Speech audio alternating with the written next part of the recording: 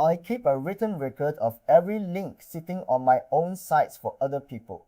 It did not exist until July this year. Before that, anybody buying one of those sites of me would have inherited a pile of obligations I could not have listed for them. I could not list them for myself.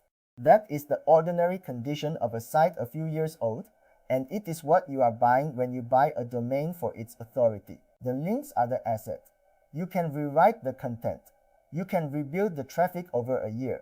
You cannot go and buy that link profile again at the price you just paid for the whole site, and almost nobody inspects it properly. People look at a screenshot of an authority score, they skim a referring domains chart, they wire the money, what I am and what I am not. I buy placements and I sell them.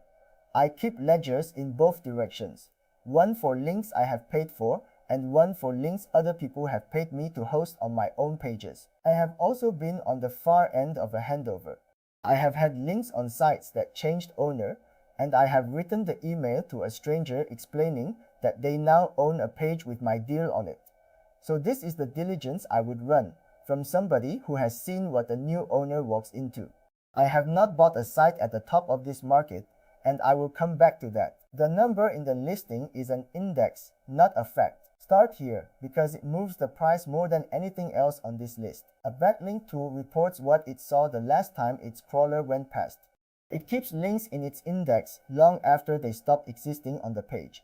For small sites, that gap runs to months. So take the referring domain list and go and check it yourself.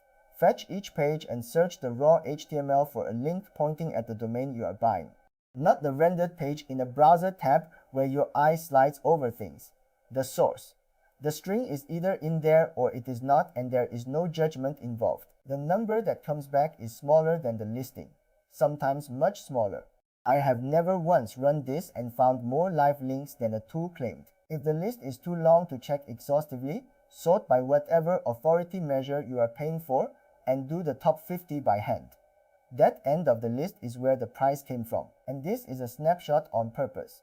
How fast links fall off afterwards is a separate subject.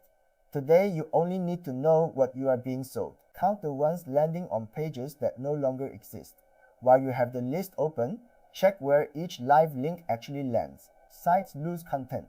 A curl, a migration, a plugin that renumbers URLs, and a chunk of the profile is now pointing at pages that return nothing. That is recoverable with a redirect in an afternoon, and it is a fair thing to raise in the negotiation because the seller has been counting links that currently go nowhere.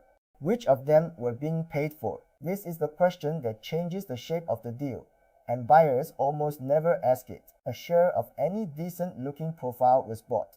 Some of it monthly, some of it as a directory or listing placement that renews on a card the previous owner is holding.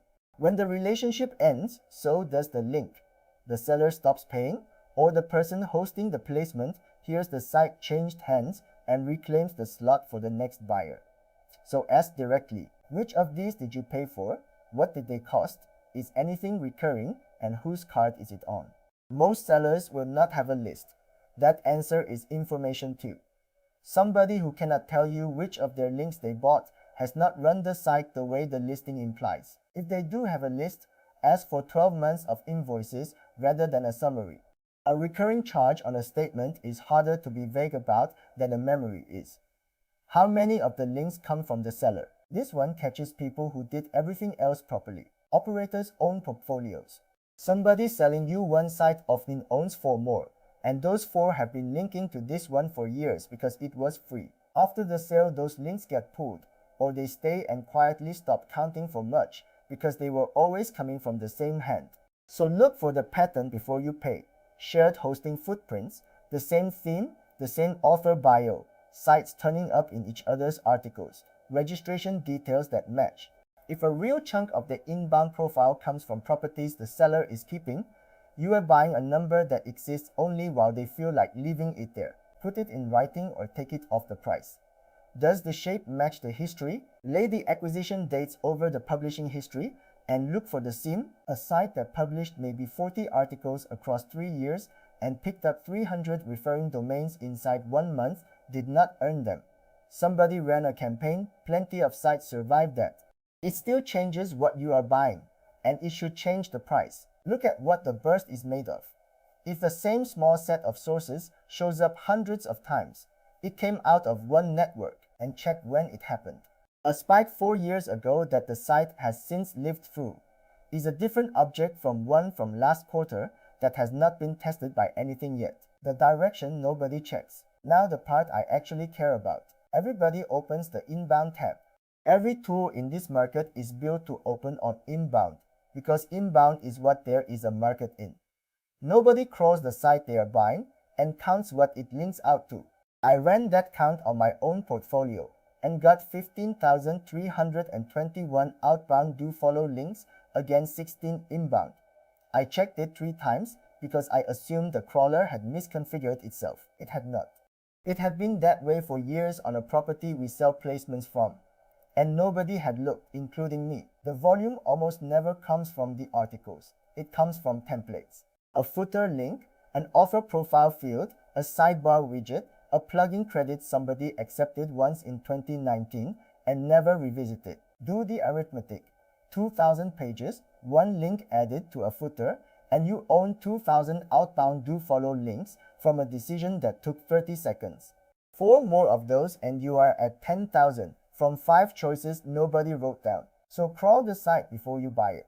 Pull every outbound link with its attribute, group by destination domain, sort by count. Genuine editorial links spread thin, 1 or 2 per destination. Leaks show up as a single domain appearing 800 times. Then check which of those destinations still resolve and watch the ones that redirect. A domain that lapsed and got picked up at auction still returns a healthy response code and looks fine to anything that only counts failures. Your new pages are now recommending whatever the auction buyer turned it into. My position, which people argue with. The outbound profile tells you more about how a site was run than the inbound one does. Inbound can be bought by anybody with a budget. A couple of $1,000 and a week of emails produces a respectable looking inbound profile on a site nobody has ever read. Outbound is different because there is no market in it.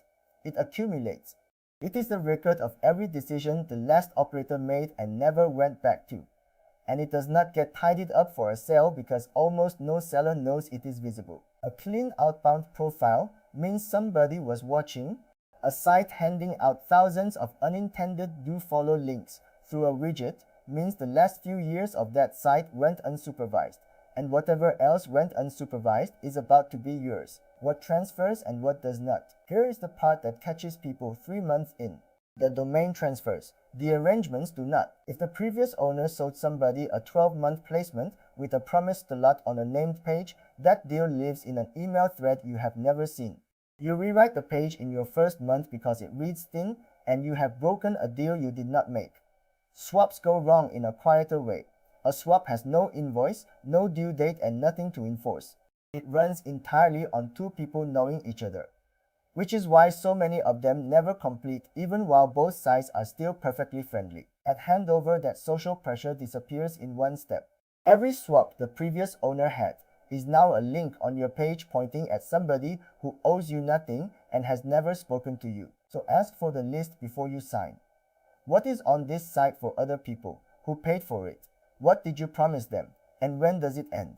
If the seller cannot answer, price the uncertainty in and accept that you are going to find out by email. Somebody will email you and it might be me. When a site I have a placement on changes hands, I find out from a crawl and then I write to the new owner. The email is polite and it is awkward for both of us. I am telling a stranger they own a page carrying a deal they never agreed to, and the only evidence I have is my own ledger. There are 2 answers I can work with. Either you are honoring it to the end of the term, or you are not and you are telling me now so I can go and replace it. What I get sometimes is silence, and the link is gone the following week. Stripping it is a legitimate choice. Doing it silently is a worse one, because the person you cut buys placements for a living and now knows what your word is worth. What to do with the parts you dislike? Mostly nothing, deliberately for about a quarter. The temptation on day 1 is to clean house. Cull the thin pages. Strip the outbound links. File a disavow for everything that scores badly. Rewrite the titles. Leave it. You have no baseline. Change 8 things in your first fortnight and the site moves, and you have learned nothing about which of the 8 did it. Disavow files are their own topic and mostly a mistake anyway, and the brand new owner is the worst placed person alive to decide which links a site earned honestly. The exception is the template level outbound stuff, because none of that is a judgment call.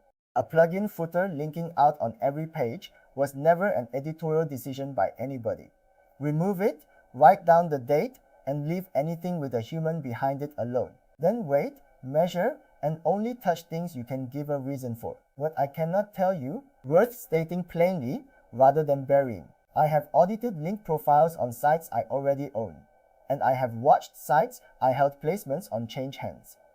I have not bought a site at the top end of this market and run this checklist against a serious asking price. So take the outbound argument as the strong part, because that is the one I have done at scale and where my numbers came from. Take the rest as what I would do with my own money, which is a weaker claim. My ledger only goes back to July either. Everything before that is reconstructed out of email searches, which means it is incomplete, and I know it is. The exact questions I send the seller before money moves, and the crawl I run on a site I am considering are at thisodesk.com. Subscribe for more on link building.